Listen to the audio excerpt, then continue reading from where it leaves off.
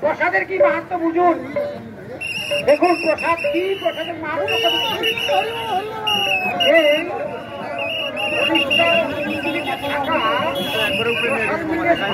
বের করে দেবাদিদেব মহাদেব সেটি ভক্ষণ করলেন পরম যত্নের সহিত।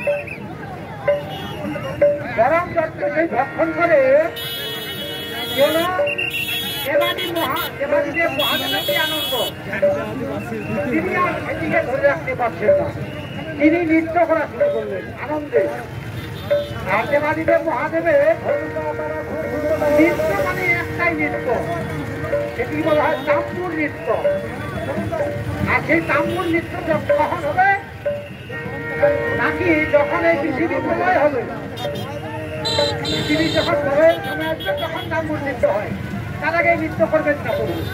কিন্তু সেদিন দেবাদিদেব মহাদেব প্রসাদ পেয়েছেন এই আনন্দে নৃত্য করা শুরু করেছিলেন। দেবাদিদেব মহাদেব প্রথমবার নৃত্য করেন।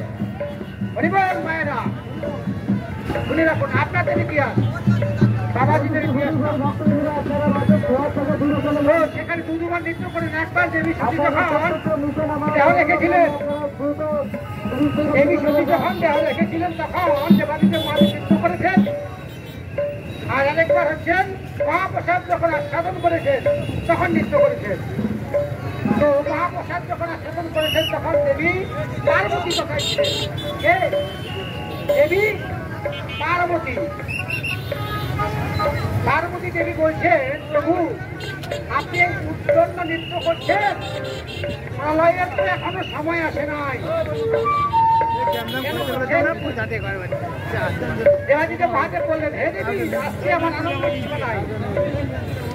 আমাদের এখানে পরম বৈষ্ণব দেবশ্রী নারদ এসেছেন, তিনি আমার জন্য কৃপা করে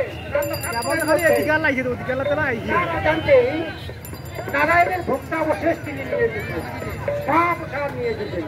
আর সেটি আমি পেয়েছি, সেটি আমি আমি আমার এই আনন্দটা ধরে রাখতে পারছি না। মহাপ্রসাদ ভক্ষণে যে আনন্দ। এখন দেবী পার্বতী বললেন, দেবী পার্বতী বলছেন, হে প্রভু আপনি প্রসাদ পেয়েছেন, তো সেই প্রসাদের ভাগটা কিন্তু আমিও, কারণ আমি তো তোমার সহধর্মিনী অর্ধাঙ্গিনী জায়া।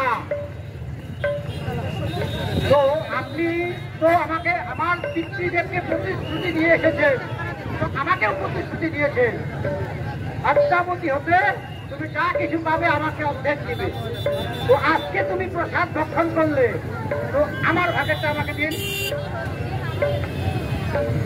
দেবী পার্বতী বলছেন, আপনি আমার ভাগেরটা আমাকে এখন দিন। দেবাদিদেব মহাদেব বললেন, কি বললেন, এ প্রসাদ নারীদের জন্য না।